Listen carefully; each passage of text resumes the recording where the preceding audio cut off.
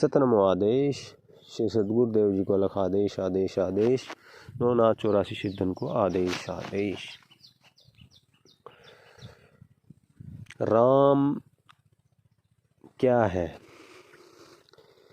क्या कोई व्यक्ति का नाम है? क्या कोई प्रथा है? क्या कोई ऐसा शब्द है जिससे फायदा होता है? क्या कोई संकेत सूचक शब्द है? आखिर वो है क्या? सभी लोग राम राम कहते हैं, एक दूसरे को जब मिलते हैं तो राम राम बोलते हैं। आखिर राम राम है क्या? क्यों बोलते हैं? क्या फायदा होता है उससे? पता लग जाता है कि वो हिंदू है। ऐसा नहीं है। राम शब्द कोई भी बोल सकता है जब उसका अर्थ पता होगा। आज हमारी जो ये हालत हो गई है उसका कारण है कि हमें किसी चीज़ का भी अर्थ मालूम नहीं, और वो पाश्चात्य सभ्यता और संस्कृति ने के प्रहार से सब कुछ तहस नहस किया गया है। मूल विषय हमारा था राम क्या है। राम शब्द क्या राजा दशरथ के पुत्र श्री रामचंद्र जी हुए तो ही राम शब्द आया? क्या उससे पहले राम नहीं था? अगर उससे पहले राम शब्द नहीं था तो उनका नाम कैसे रखा गया? ये शब्द कहाँ से लाया गया? नहीं, राम शब्द भगवान शिव के मुखारबिंद से निकला हुआ एक शब्द है जो दो चीज़ों से मिलकर के बना हुआ है। एक है रम धातु और एक है धय परते।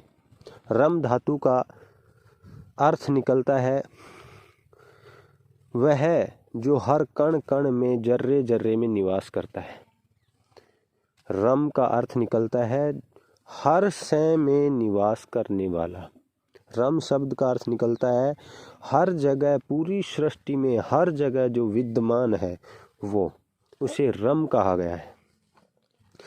धय परते जिस भी धातु में लगता है वो जो शब्द निर्माण होता है वो पुल्लिंग होगा 100%। दूसरी बात, जो नाम बनेगा वो स्त्रीलिंग नहीं पुल्लिंग होगा। दूसरा, धय परते के लगाने से धातु के मेल से जो शब्द पैदा होगा उसके आखिर में ए शेष रहेगा। दूसरी बात, उसके अंदर उस धातु में जैसे रम धातु है तो र में ए मिला हुआ है, उस ए में ए मिल करके आ हो जाएगा। र में ए मिलेगा तो र का ए और ए मिल करके आ तो हो गया रा, और मैं के लास्ट में ए शेष रहेगा तो मैं, क्योंकि मैं हलंत है, आधा मैं है, उसमें ए मिला हुआ नहीं है रम धातु में। तो रम धातु में धय परते जब जोड़ दिया जाता है तो बन गया राम। और राम शब्द जो है वो भगवान शिव ने अपने मुखारबिंद से कहा। भगवान शिव का कई जगह वृतांत आता है कि भगवान शिव खुद राम शब्द को रटते थे, जपते थे, बोलते थे।